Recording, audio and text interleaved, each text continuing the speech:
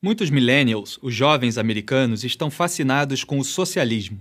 Eles apoiaram massivamente Bernie Sanders nas primárias presidenciais de 2016. Eles vociferam contra o capitalismo em seus campi universitários. Eles usam camisetas do Che Guevara para sinalizar sua virtude socialista. Eu sei muito sobre o socialismo. Eu moro no Rio de Janeiro e eu trabalho em todo o Brasil como jornalista para uma revista popular. No começo dos anos 2000, o Brasil estava crescendo rapidamente. O governo havia realizado reformas econômicas e monetárias, concessões de serviços públicos e privatizações de algumas empresas estatais, dando ao setor privado mais espaço para respirar. A inflação, um problema crônico no Brasil, foi drasticamente reduzida.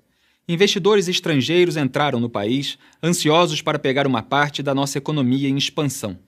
O futuro econômico parecia promissor.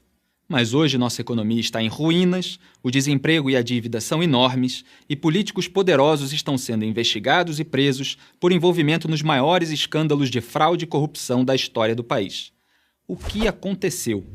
Em 2002, um político socialista chamado Lula da Silva concorreu à presidência. Ele era um socialista, mas posou como um tipo moderno e legal de socialista. Ele seria o político que acabaria com as divisões nacionais e uniria a todos. Ele até tinha um apelido, Lulinha, Paz e Amor. Mas a velha mensagem sobre a necessidade de redistribuição de renda para diminuir a desigualdade social ainda estava lá. A mídia, a elite acadêmica e celebridades garantiram aos brasileiros que, distribuindo o dinheiro dos ricos aos pobres, os pobres poderiam finalmente ficar mais ricos. Mas os únicos que realmente ficaram ricos foram Lula e seus amigos empresários e políticos. Isto só piorou com a sua sucessora, Dilma Rousseff. Os socialistas aumentaram os gastos do governo, o déficit e a dívida. Eles chamaram isso de estímulo. Eles aumentaram o salário mínimo e os benefícios de programas sociais. Eles chamaram isso de justiça social. Eles aumentaram os salários e os benefícios de aposentadoria do funcionalismo público. Eles chamaram isso de investir no futuro. Eles criaram e distribuíram milhares de cargos no governo e nas estatais como favores a seus aliados políticos. E eles chamaram isso de governabilidade. Isto funcionou por algum tempo. O socialismo sempre funciona no começo. Mas os gastos do governo continuaram aumentando e o paraíso socialista desmoronou, levando junto a economia. Resultado, de 2008 a 2015, os gastos do governo cresceram quase 4 vezes mais que a receita fiscal. A economia encolheu 3,8% em 2015, o pior resultado em 25 anos. Em 2015, uma pesquisa do Banco Mundial classificou a economia do Brasil entre as piores do mundo.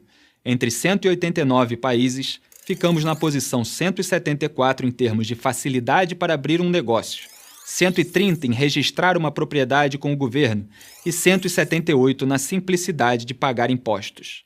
Econômica e moralmente, os quase 15 anos de políticas socialistas fizeram muito mal ao Brasil.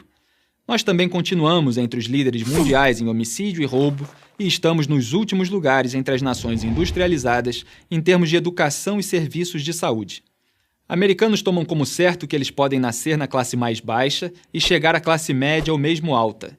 Muitos brasileiros tomam como certo que não podem. Mas finalmente algumas coisas estão começando a mudar. Talvez haja motivo para ter esperança.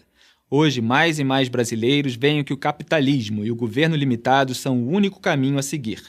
Felizmente para o Brasil, tribunais federais tornaram Lula réu em vários processos por corrupção, participação em organização criminosa, tráfico de influência, lavagem de dinheiro e obstrução da justiça. Os procuradores disseram que Lula montou e comandou uma propinocracia. Dilma, que herdou esta propinocracia, sofreu impeachment anos depois por falsificar as contas do governo e usar ilegalmente dinheiro de bancos estatais para financiá-lo. Esta crise levou o novo governo a congelar os gastos federais, reduzir o papel do governo em empresas estatais e incentivar parte do enorme quadro de funcionários delas a pedir demissão. Ninguém sabe se essas medidas básicas serão suficientes para resgatar o Brasil economicamente. Honestamente, os danos foram tão grandes que talvez levem décadas para o país se recuperar. Mas se conseguirmos, não será o socialismo que irá nos salvar. Millennials americanos, tomem nota. Eu sou Felipe Moura Brasil para a Prager University. Olá a todos, eu sou Felipe Moura Brasil, jornalista e colunista do Brasil.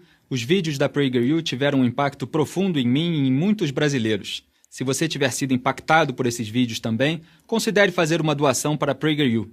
O seu apoio ajudará a garantir que a PragerU possa manter estes vídeos gratuitamente e continuar a fazer a diferença. Por favor, doe hoje. Tchau, do Brasil.